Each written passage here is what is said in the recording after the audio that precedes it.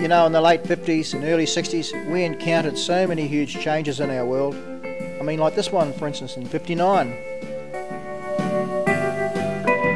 What you're going to hear about today is nothing short of a miracle. It's dramatically new. It's an RCA Victor exclusive, made possible only through years of research, inventions, and innovation. Living stereo, played on a record, through the all-new 2-in-1 RCA Victor stereo orthophonic high-fidelity Victrolas. Pretty wordy description. In this one, the left-hand speaker predominates. In this one, the right-hand section predominates.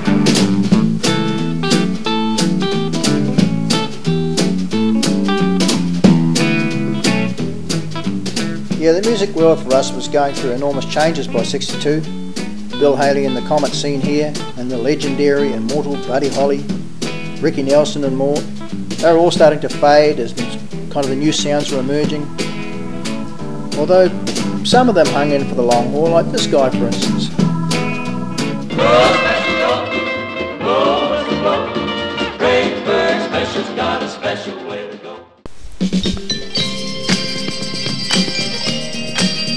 But the whole harmony thing was gaining momentum at that time as well, like the Drifters and Frankie Valli and the Four Seasons, the Spinners, the Supremes, Motown sound as well. But there was also the funky dudes who were just kicking it off like Mr. James Brown.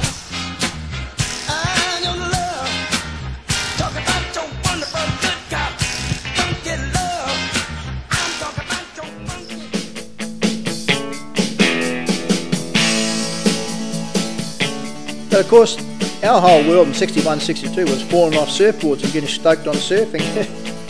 Here's our surf club's first new Malibu board, complete with stripes. And it was also happening in the footwear world. Sneakers are the in thing. Here's Mike King, proud owner of his new sneakers. And of course, Murph the Surf t-shirts were in fact anything to do with surfing was in for us.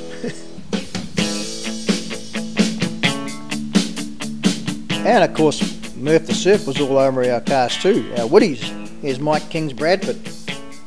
Oh, we were pretty stoked in those days, we'd paint anything.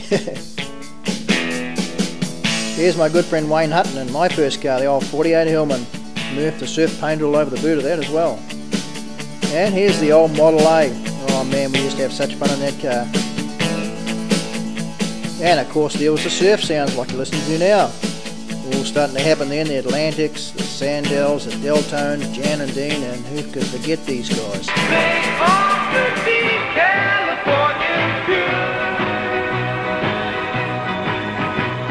West Coast has the sunshine and the girls all get the tan.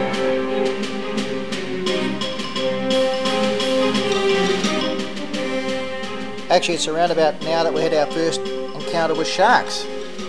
Mike King and myself, seen here, we were surfing Ruakaka one morning when without warning we noticed a number of fins slicing through the water near us, in fact just several metres away from us. Shark fins. Suddenly we're surrounded by sharks. Hundreds of sharks everywhere, a whole school of sharks coming up the coast.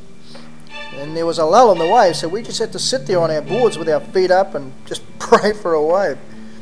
Eventually, of course, a small wave came and we surfed over the top of all these sharks with our skegs, or fins as they call them now, bumping into the sharks as we headed towards the shore. But I couldn't believe it. I looked over and there was Mike standing up on a surfboard.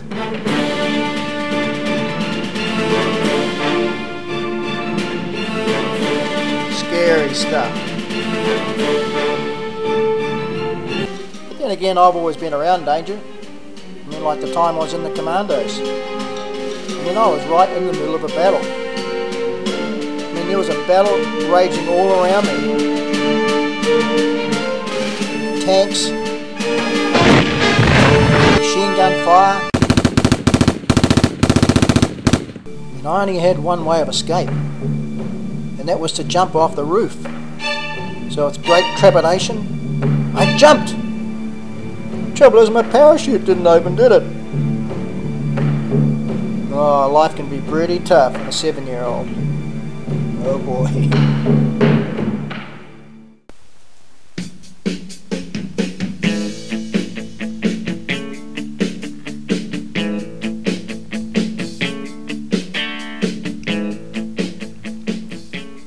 But surfing was really in our blood now, and we'd heard that there was really good waves at a place called Lang's Beach.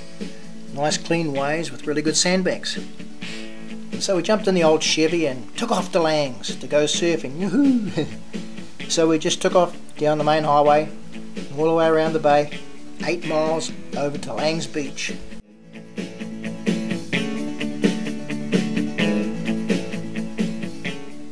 And up over those windy metal roads. But of course we didn't use roof racks in those days. No, we held on to those heavy boards out of the windows all the way to Lang's. Well, eventually we did get roof racks, but as usual some clown forgot to tie them on properly. Oh boy. Fortunately it's just as well, those things are pretty hard. Sometimes I think they were made of concrete. Yeah, surfing and getting cooked every day, that's what life was all about for us then. Mind you, we did put a bit of zinc on the end of our noses. Oh, the rest of us got cooked like lobsters every day. I reckon I got more cooked every day than the steak I used to eat each night. It's a wonder we didn't all die of skin cancer, being burnt to a crisp every day. I mean, we would regularly surf 6 to 8 hours a day, every day, without any skin protection at all. Oh boy.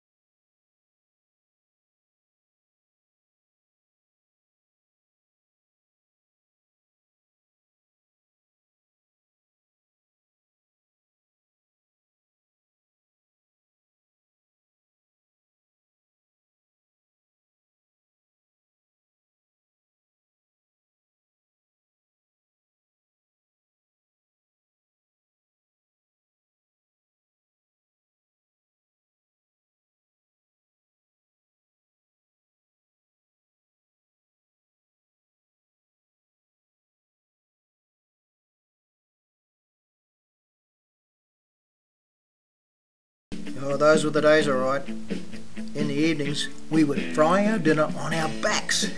Sometimes our clothes would burst into flames. Well, you get the idea anyway. Man, we got cooked.